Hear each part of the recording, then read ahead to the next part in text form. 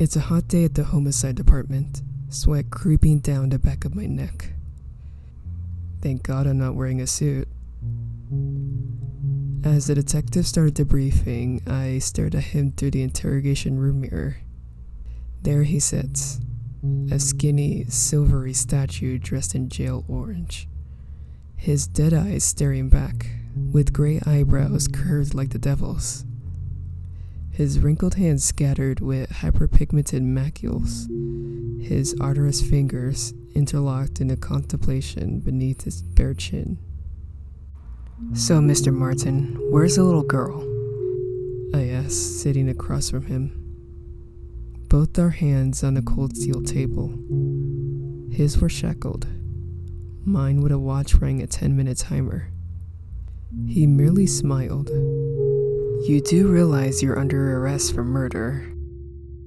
Is that what you think?" "Think? They found you naked in the woods with a blood-soaked teddy bear, both which they confirmed to be hers." "Yeah.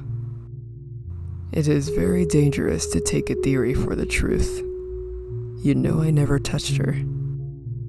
Then how come they found her blood on you?" "Misfortune and time," he replied, leaning back against the chair. He stared at me, almost through me. Chills ran down my spine. "Why did you come here?" "You told them you wouldn't talk to anyone else. But you could have refused. You could have sent one of your psych residents." "I could. But as your psychiatrist, I feel a personal responsibility to see you through this." He's more upfront than usual, more in control. Good answer. I would have almost believed it, but I remember what you did," he replied, leaning forward, bluish veins slithering down his reddening neck. "We talked about this, Mr. Martin. Take deep breaths, in and out, just like a blue whale under the Atlantic," I replied with his trigger sentence, something all my patients agreed to during early hypnosis sessions.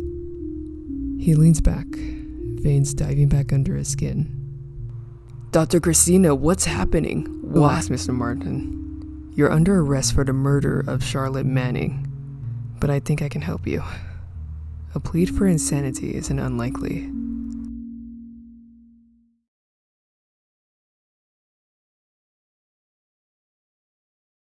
Sometimes I can't help but recall that night when the undead broke into our home, bit my beloved husband on the neck, and left me haunted by his desperate screams.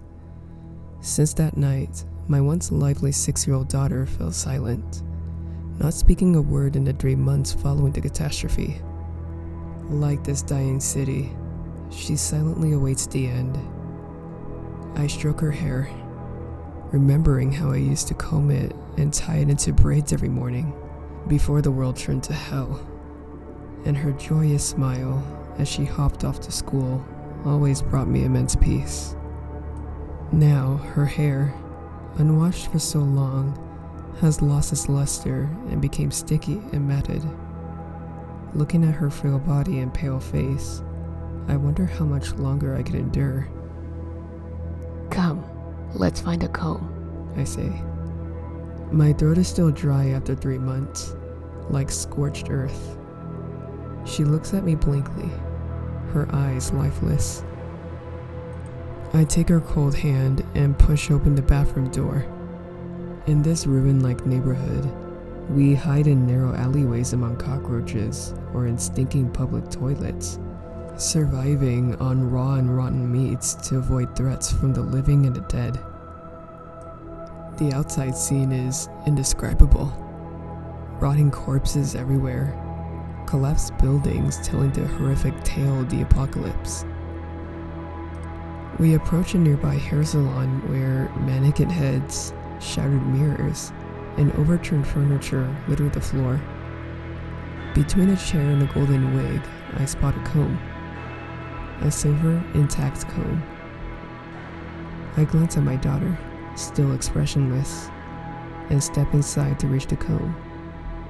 As I bend down, I hear glass breaking, and a gunshot whistles past my ear. My daughter, just behind me, falls forward with a large hole in the back of her head, her black blood mixing with her sticky black hair. I feel a chill. Bullets hit my stomach, arms, and shoulders with pop and pop, but can't outweigh the grief in my heart. I turn and see a mother with a sword and her son. The boy, about 8, is reloading his handgun. Aim for the head. Gunshots hit my cheek as I walk. Why? Why? I scream with all my might, but only a hoarse sound comes from my throat. I walk towards them, stepping on the crunching glass. I don't feel any pain, much like since that night. All I want now is vengeance for my daughter. Then I see a flash of light. A cold sensation pierces my neck. My vision soars, then plummets rapidly. After a dizzying spin, my chin hits the ground, and I'm looking at a piece of broken mirror. I see a head in the mirror. My head. Just my hollow-eyed, pale-faced, undead head. In the mirror, a headless body falls. The mother retrieves the comb and begins combing her son's hair. That was my comb. I gaze at my ghastly face, hearing the hoarseness of my disappearing voice. This is perhaps the end.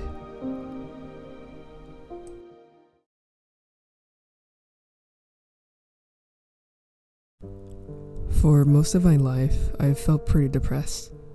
Ever since I was 11 and my father died, my life has been down in the dumps. When my father died, my mother became very angry at the world and at me, which obviously affected me greatly. I've only had one real friend my entire life. Her name is Katie, and we are really close, but it's only platonic. One day, while me and Katie were hanging out in my college dorm, she was trying to get me to find a therapist. I think a lot of people would be angry if someone told them to get therapy, but I didn't care. Simply because I knew I needed therapy, but was too lazy, so I would find excuses like money being tight, etc. That was the same excuse I used this time. However, she shut me down whenever I tried to make it, telling me she found a cheap therapist online while showing me the ad. Unique therapy experience, only $8 per session. I tried to make another excuse, but she stopped me and made me call the number and sign up. My first session is tomorrow. Once I got there, the receptionist told me to enter the door on the right. It was a strange room. Nothing seemed inherently unusual, but it just seemed uncanny. The way the room was set up is strange. It made it so that the chair the therapist was sitting in faced away from the door, making it impossible to see her face. She had me lay down on a chair next to her.